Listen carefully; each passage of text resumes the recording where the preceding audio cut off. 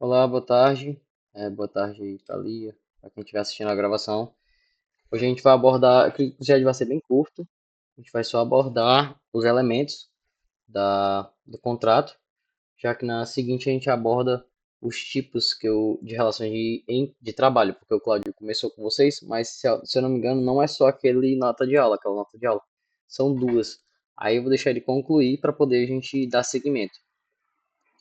No dia de hoje, é 28/2.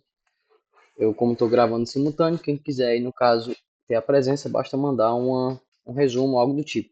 Desde já peço desculpas para se tiver algum barulho externo, porque aqui a rua é bem movimentada. Então vamos lá. Contratos, elementos. Primeiro elemento do contrato de trabalho é, de fato, o contrato. Isso, o contrato em que é celebrado quando você se tem ali uma relação empregatícia, você tem todos os elementos fáticos jurídicos e jurídicos formais, que é o que vocês estudaram lá no início, onde o Cláudio abordou o chope, né, que tem ali a subordinação, a onerosidade, a habitualidade, a pessoalidade e a pessoa física, tendo todos esses obrigatoriamente todos compostos, a gente tem ali uma relação empregatícia, perdão. E também, não tão somente esses elementos são necessários, também são necessários os jurídicos formais, que são os elementos que a gente estuda lá em Civil 1, que capacitam um negócio jurídico. Tem a existência, a validade e a eficácia. Vocês estudaram a escadinha de pontos de Miranda. Então, não somente sendo os elementos fáticos jurídicos, o shopping, mas também os elementos jurídicos formais. Tendo esses, a gente tem a possibilidade ali de celebrar um contrato individual de trabalho, que é que a gente vai celebrar para ter ali a garantia, né, do nosso negócio jurídico. O artigo 442 e 456 ditam sobre o contrato de trabalho. E no que, muito diferente do que a maioria deve achar, o contrato de trabalho ele pode ser verbal. Não é vedado que ele seja verbal, pode sim. Porém, nós estamos aí em um país que quanto mais segurança jurídica, melhor, né? Então, é bem mais indicado vocês fazerem um contrato de forma escrita, para poder ter ali a segurança, ter a garantia da comprovação, da aceitação das partes, tanto do empregador quanto do empregado. Então a gente faz aí ele de modo escrito por essa segurança jurídica, mas nada veda que ele seja feita de forma verbal. Ademais, a gente tem a experiência. Essa experiência aqui, no caso, é a exigência de experiência no contrato de trabalho. Porque a gente vê, na maioria das vezes, na maioria mesmo, na esmagadora maioria das vezes, quando tem lá uma vaga disposta de emprego, o pessoal coloca lá, por exemplo, vaga de auxiliar contábil. A pessoa vai e coloca exigência mínima, é, um ano de empresa, por exemplo. Uma exigência dessa, ela vai de encontro ao artigo 442A da CLT, que exige que a exigência máxima seja de 6 meses.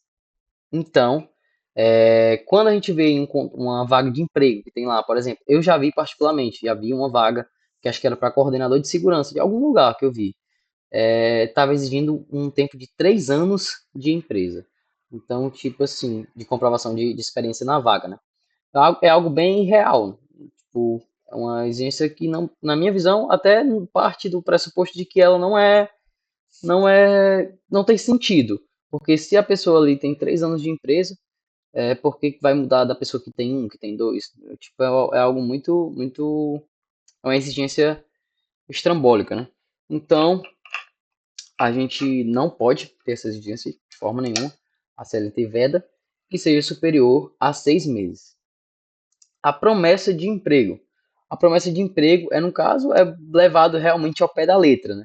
É o fato de você ali ter proferir uma promessa a alguém e não cumpri-la, entendeu? Tipo, a gente tem aqui na lei, a 8.213, a questão da taxatividade. Essa aqui está mais atrelada ao fato de especificar vagas. Por exemplo, você dispõe de uma vaga, porém essa vaga é apenas para um pessoal exclusivo, que é o pessoal PCD.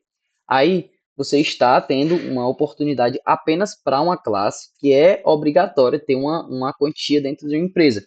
A gente vai estudar mais à frente que tem um percentualzinho que tem de PCDs em cada empresa e tudo mais, para poder cumprir uma cota legal. seja, aí você não está direcionando uma promessa específica para um grupo. Mas quando você promete para alguém em específico, você tem que sustentar. Por exemplo, se eu prometo para ali uma vaga de emprego, ó, dia tal, você vai lá na empresa, a gente vai assinar sua carteira, você vai receber tanto, vai desempenhar tal função, dou todos os detalhes. E aí, quando ela chega lá para assinar a carteira, eles não cumprem, dizem, ó, eu já coloquei outra pessoa aqui no lugar. Aí você vai poder entrar com ação de reparação de danos, principalmente se essa sua promessa ela gerou uma um prejuízo para outra parte. Por exemplo, você prometeu, a vaga era muito melhor do que a que você estava ocupando em outra empresa, por exemplo, você vai lá, pede demissão da outra empresa e vai lá cumprir com o que você havia prometido.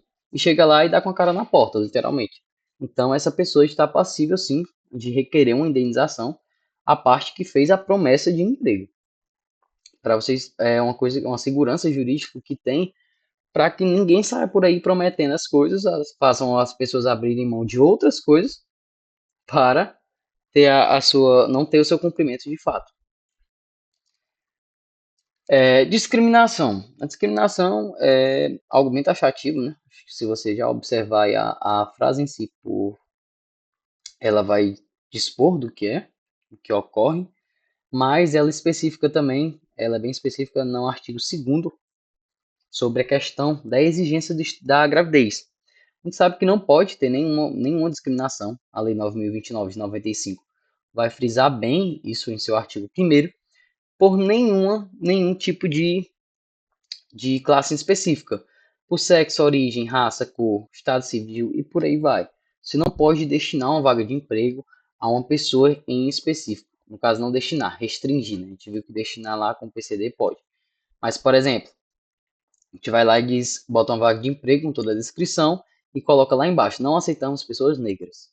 Aí você vai estar tendo uma ação totalmente discriminatória e além de sofrer uma sanção penal, você ainda vai poder ali, dependendo se você for uma pessoa física, você vai é, estar diante de uma vaga que está totalmente ilegal. O artigo 2º fala sobre especificamente a exigência de teste de gravidez ou de esterilização. Também é vedado, porque a gente sabe, né, e vamos ver mais à frente, mas superficialmente já sabemos, que existe ali uma estabilidade para a empregada gestante. Então, não pode ser exigido o teste de gravidez, porque isso seria uma das formas de acabar com a vaga daquela pessoa.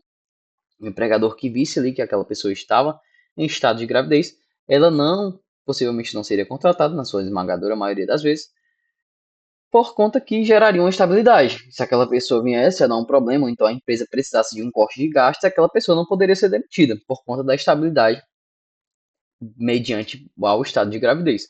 Então, não é permitido a exigência de nenhum tipo de exame para comprovar essa forma de estado. Características do contrato. Aqui no caso são as características gerais de um contrato. Elas são a consensualidade, no caso, ambas as partes precisam querer para existir um contrato, ninguém pode trabalhar forçadamente assim, em tese, mediante um contrato, né? Obviamente a gente sabe que existem ainda situações aí análogas à escravidão, mas a gente viu que, no princípio, também a gente é vedado de aceitar os direitos trabalhistas são disponíveis, ou seja, por mais que você assine ali um contrato que tenha ali infringimentos, cláusulas que infringam direitos trabalhistas, você não vai estar podendo assinar, mesmo que não teve consensualidade, a pessoa leu, mesmo que ela tenha lido ou não, assinou e concordou, mas não pode, independente, essa não é uma consensualidade válida, porque você está indo de contra a princípios trabalhistas.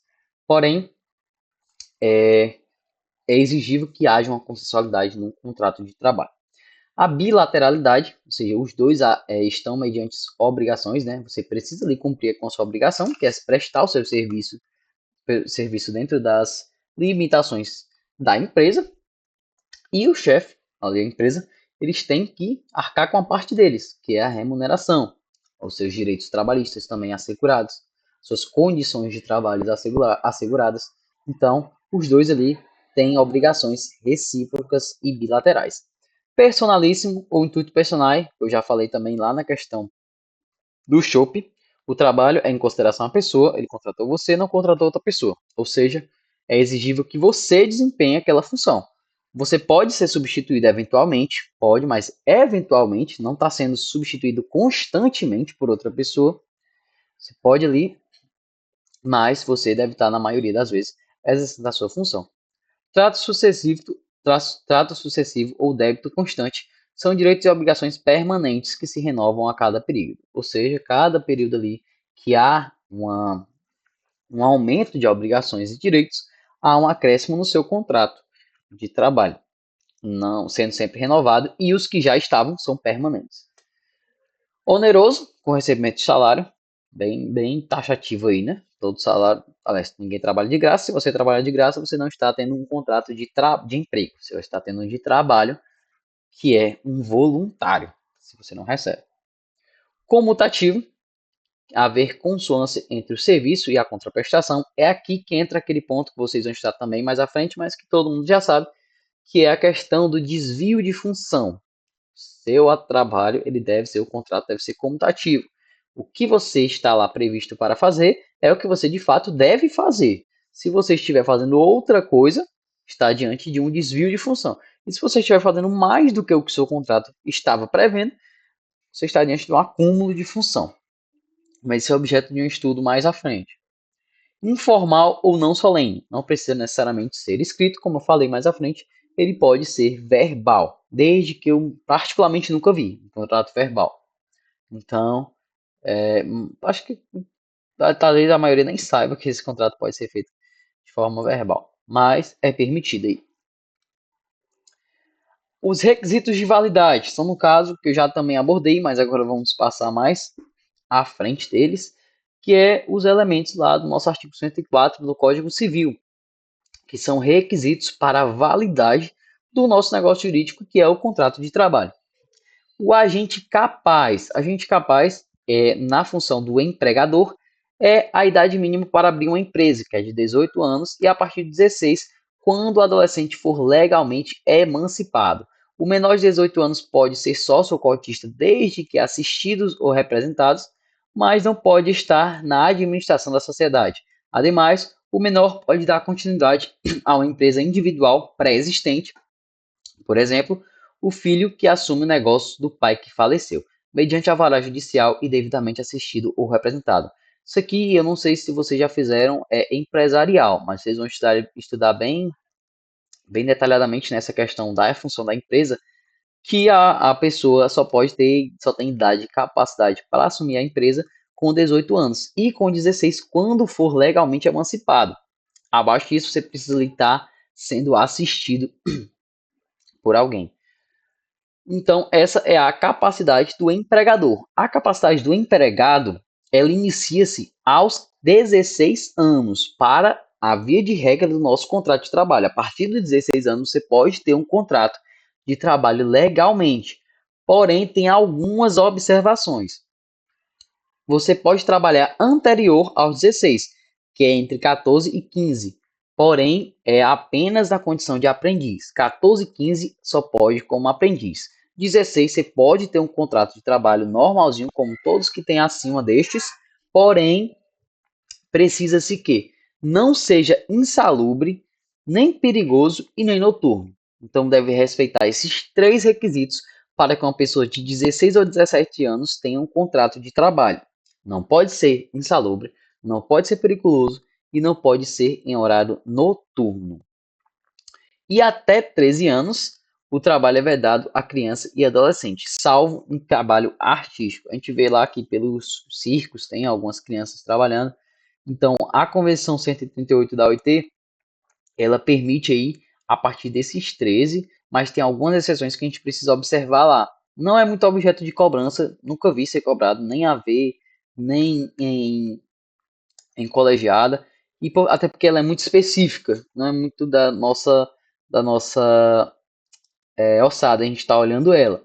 É só mais a questão superficial mesmo, para a gente estar ciente aí do que é permitido ou não. Aqui eu coloquei algumas delas, que é permitido, aliás, que tem na nossa OIT 638, que são alguns dos tipos de trabalhos que não são permitidos a menores de 18 anos. Os menores de 18 anos não podem trabalhar nessas condições, certo? Porque são tidas como condições perigosas ou insalubres. Então, para que um emprego esteja dentro dessas condições insalubres ou perigosas, noturnos é bem óbvio, né? Tem um horário lá que é a partir das 22 horas que é tido como horário noturno.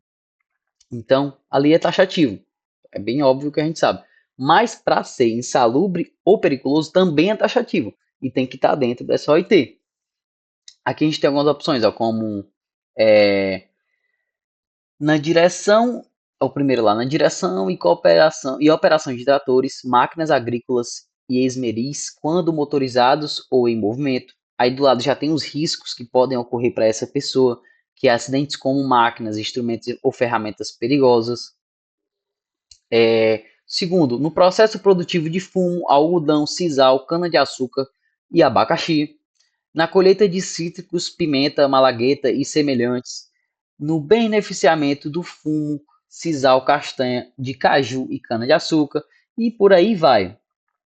Um dos trabalhos também que a gente o pessoal pode não pensar que seja, mas não é permitido também para menores de 18 anos, é o serviço doméstico. O empregado doméstico ele precisa ter mais de 18 anos. Não é permitido também a menores de 18. É uma das formas que estão aqui nesta convenção da OIT. Requisitos de validade. Objeto lícito. A gente já viu o agente capaz, agora a gente vai para o objeto lícito possível, determinado ou determinável. No caso, é o serviço prestado pelo empregado não poderá ter uma natureza ilícita. Eu também dei um exemplo lá, quando eu falei sobre o chopp, sobre a questão do tráfico de drogas. Né? Se você tem ali uma boca, por exemplo, e você contrata um gerente, a pessoa está gerenciando a boca, ela está diante de um trabalho ilícito, porque é, pelos moldes do nosso Código Penal, um trabalho que é tido como ilícito, aliás, uma forma que é tida como ilícita. Então não é permitido, mas devemos observar a função desempenhada pela pessoa, como até tem a pontuação lá do nosso autor, que eu esqueci o nome agora, mas ele diz que a faxineira do prostíbulo ela pode ter um vínculo reconhecido, desde que a função dela realmente seja ser faxineira. Por mais que o prostíbulo seja um ambiente também não permitido, mas a função em específico dela é a limpeza. E ela está fazendo a limpeza ali, fazendo o serviço dela normalmente, e não está tendo nenhum vínculo ali com o meio ilícito. Então ela pode sim ter o reconhecimento do trabalho dela sem problema algum. E aí entra a questão do trabalho proibido e o trabalho ilícito. O trabalho proibido é diferente do ilícito, pois o ilícito é esse que eu acabei de dar o exemplo. É quando os meios são ilícitos, quando é droga, quando é jogo do bicho, o próprio tigrinho também, que é tido como um jogo de azar, o tráfico de droga, né, como falei. Então, esses são meios ilícitos. Você está diante ali de um trabalho ilícito que totalmente nulo de pleno direito. Porém, o trabalho proibido ele é quando ocorre em desacordo com as normas trabalhistas. Como acabei de citar lá na capacidade do empregado. O empregado ele não pode, entre 16 e 17 anos, trabalhar em ambientes insalubres ou periculosos. Quando você tem um empregado nessa idade trabalhando nesses ambientes, você está diante de um trabalho proibido. Não é ilícito. Ele não está exercendo um trabalho ilícito, ele não está dentro de uma ilicitude, mas ele está dentro de uma norma que é restringida pela legislação trabalhista. Ele não poderia estar exercendo aquela função naquela idade e ele está. Então, ali se trata de um trabalho proibido e não ilícito. É bem importante saber diferenciar essas modalidades. E a gente tem duas súmulas que também refrisam esses pontos. A súmula 386 do TST, que diz que preenchidos os requisitos do artigo 3º, é legítimo o reconhecimento de relação de emprego entre o policial militar e a empresa privada, independentemente do eventual cabimento de penalidade disciplinar prevista no Estatuto da Polícia Militar. Aqui, no caso, é porque tem alguns regimentos militares que eles restringem que os trabalhadores não, perdão, os policiais, façam vínculos de bico, por exemplo, que eles fazem quando estão de folga, vão lá fazer a segurança de uma pessoa, segurança de uma loja, com sua arma particular, ou até mesmo a arma da instituição. Não é permitida por alguns códigos penais militares, aliás, por alguns estatutos policiais das polícias militares. Porém, ele está ali com a vedação pelo estatuto dele. Se ele está com todos os vínculos ali, com o chope completo, exercendo ali a função dele, ele pode ter o vínculo reconhecido sem problemas, por mais que ele vá sofrer uma sanção lá no estatuto dele. A CLT não tem nada a ver pelo fato do estatuto dele estar vedando. A função da CLT é analisar se tem ali o vínculo empregatício e se tiver vai ser reconhecido, sem problema nenhum. A OJ 199 do TST fala sobre o jogo do bicho, que o jogo do bicho é uma ilegalidade dentro do nosso país. Então, como eu falei, ele já não é um trabalho proibido, o jogo do bicho, é um trabalho ilícito, assim como o tráfico de drogas. Ele está dentro de uma ilicitude que está prevista no nosso ordenamento. Aí, como frisa, a nossa OJ 199. É nulo o contrato de trabalho celebrado para o desempenho de atividade inerente à prática do jogo do bicho, ante a ilicitude de seu objeto, o que subtrai o requisito de validade para a formação do ato jurídico. Requisito de validade, a forma prescrita ou não defesa em lei. A gente já viu no caso o agente capaz, viu o objeto lícito determinável ou determinado, e agora a gente observa a forma prescrita ou não defesa em lei. Ela é bem tranquila. É mais o fato de estar ali a previsão dentro do nosso CLT do contrato de trabalho. O contrato de trabalho é previsto dentro da CLT, como a gente lê lá nos primeiros artigos, 4.2, e está ali, tem a sua previsão totalmente legada, que pode ser verbal, pode ser escrito. Então, ele tem a sua previsão já dentro da lei. Então, é permitido totalmente o contrato de trabalho. Registro de empregados. Aqui no caso é a CTPS, né, que a gente trabalha aí com a carteira de Previdência Social, carteira de Trabalho e Previdência Social, CTPS. Ela é emitida pelo Ministério da Economia, é obrigatório para qualquer serviço, ou seja, todos os serviços são obrigatoriamente ter ali a carteira assinada.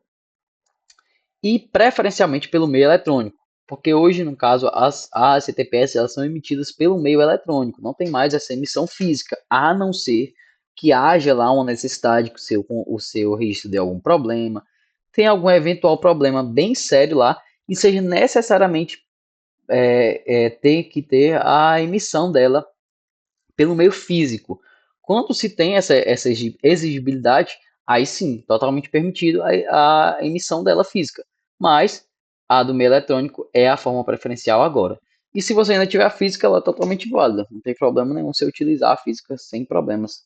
Mas ela deve ser preferencialmente pelo meio digital. Lembrando, preferencialmente, não exclusivamente. 5 dias úteis para o registro. No caso, quando você tem contrato ali celebrado, quando você assina lá o termo, a empresa tem até 5 dias para fazer aquele registro na sua CTPS. Se ela não obedecer esse tempo, perdão, ela estará passível de alguma multa prevista na CLT. Ela tem esse tempo e no caso está anotando. A súmula 10 do TST diz que as anotações apostas pelo empregador na carteira profissional do empregado não geram presunção juris et jure, mas apenas juris tanto. Só refrisa aí a questão do cumprimento do prazo da assinatura da carteira. E por fim, é isso, pessoal. A gente aborda os elementos aí. É um tópico bem curto. Vocês vão ver agora as modalidades e as formas de relação de trabalho, que a gente vai abordar aí no nosso próximo JET. Então é isso. Quem ficou até o final da gravação pode mandar o resumo, algo que comprove que você realmente assistiu ela e eu aplico a presença. Valeu, um excelente final de semana para quem foi curtir o carnaval, curta com consciência. Valeu!